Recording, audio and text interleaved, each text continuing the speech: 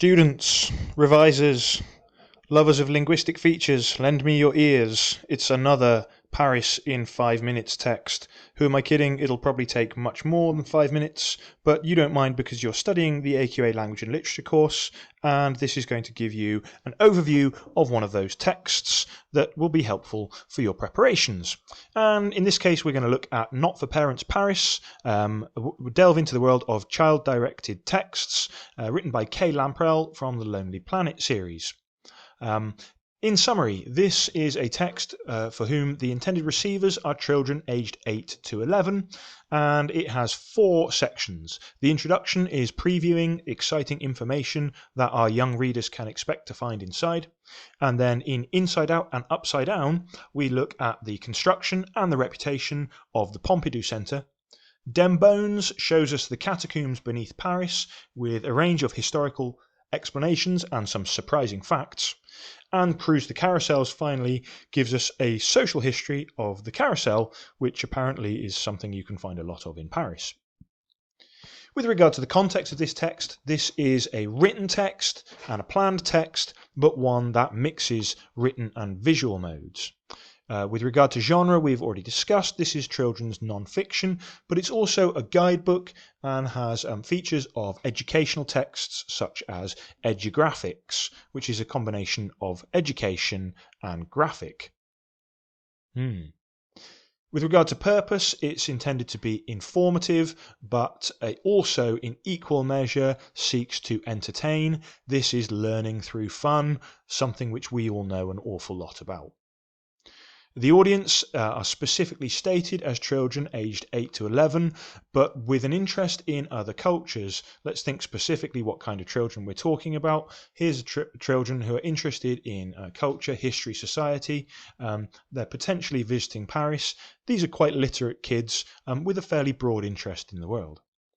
And the subjects represented are Parisian history, architecture, society, particularly, of course, the subjects of each of the subsections, the Pompidou Centre, the catacombs and the carousels. With regard to representation, the text has a kind of a strong self-representation. It's promoting itself as the real inside story of Paris and contrasting this with perhaps the superficial interests and knowledge of parents. It's more exciting. This is representing the intended receivers of the text. This is, by implication, I suppose, providing us with a picture of the audience. They are rebellious, they are curious, they are highly independent, and I guess at age 8 to 11 you are growing in your independence and you're really seeking to define yourself differently from your parents, and this is very much a representation that we find in this text. The Pompidou Centre is represented as having been a kind of a controversial building in the past, and there are discourses implicit there about arguments between tradition and modernism. So we have here young readers being presented with information that they can actually form their own opinion, their own critical perspective on. There's a subtle narrative there in the Pompidou text, looking at the Pompidou being kind of reclaimed or vindicated as a building that Paris came to love, having not initially perhaps been head over heels in love with it. The catacombs, they are represented through the sort of morbid fascination with death that many children find very fascinating, and it's a very strange and wondrous location. It's represented through these historical details and surprising facts, but there's also a lot of humour mixed in there to help make the representation less threatening. Carousels are presented as traditional and entertaining.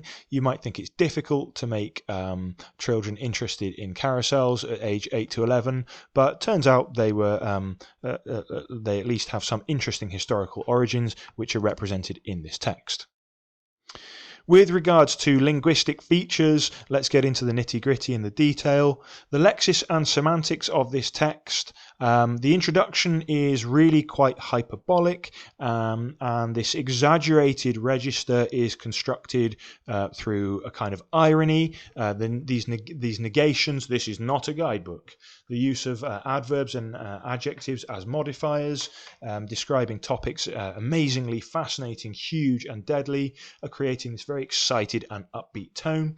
That's also found in features such as the colloquial imperative, check out this, or these repeated uses of the second person future tense, which are a way of promising children about what they'll find inside. If you open these pages, you'll see this, you'll learn this, The informational pages are perhaps a little bit more credible and a little bit more balanced in terms of their register. There's certainly less hyperbole, and they rely instead on factual information conveyed through numerical details and declarative sentence forms. Although there is still a child-directed register, things are still cool. The typology is very interesting in this text, particularly in the introduction, where a range of different fonts are functioning really alongside language to foreground and add emphasis. The military stencil has a kind of a forceful appearance, whilst the three-dimensional 3D text that's sometimes capitalized is a way of foregrounding key information, and this is a really enticing feature for potentially lazy readers, which describes almost 95%, I would say, of 8 to 11-year-olds. If you scan your eyes over some of that foregrounded text, you get a pretty good impression of what the text is going to be about without necessarily having to read every word within it. These visual features lead us on nicely to ideas about discourse structure and graphology, and if you've been waiting throughout the Paris Anthology to write about graphology, well, now is your chance. Graphology here is really used as a feature of structure, and you should be most interested in the way that visual and written modes are working together and the interplay between them. Please don't make any vacuous or empty comments about the symbolism of colour, because you won't get much credit for those. Visual features on their own are not really going to be worth much credit in an exam where you're having to analyse language. So make sure that you look at the way that language and visual features work together. A great example of that would be something like speech bubbles. Speech bubbles are a discourse feature that are connecting image and writing, and of course they have a kind of dramatic function, creating a spoken register, which is contrasting with that more descriptive factual register in the text as a way of adding humour, action and drama, and that functions on all of the informational pages in this text. It's a really great little feature to analyse. The organisation of information, of course, is a graphological feature, and the function of subheadings in this text is another great feature to analyse.